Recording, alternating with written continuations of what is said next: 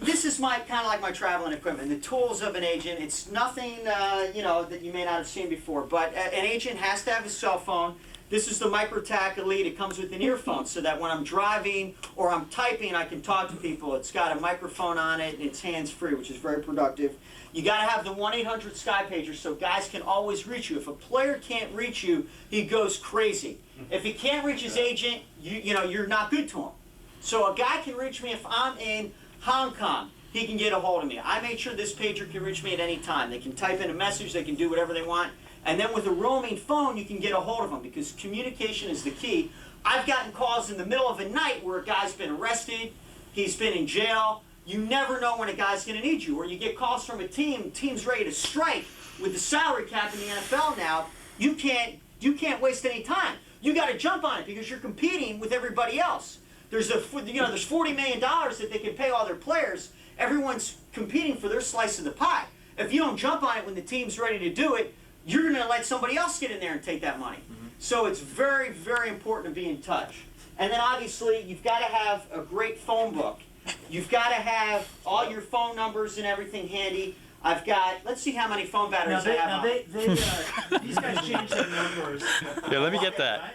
Yes. Okay. I got the 3 phone batteries plus the big battery, right? And I've obviously got the You should get a bandolero for I've got the charger for the car as well, so I'm set. Now what's beautiful about the reason why the phone is also important is because it's a fax modem for my computer, which enables me to get on the net, which is great for ESPN online.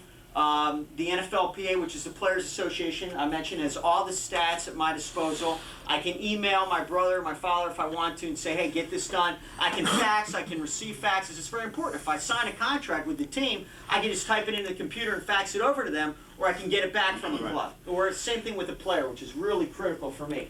And then I can do all my presentations on there.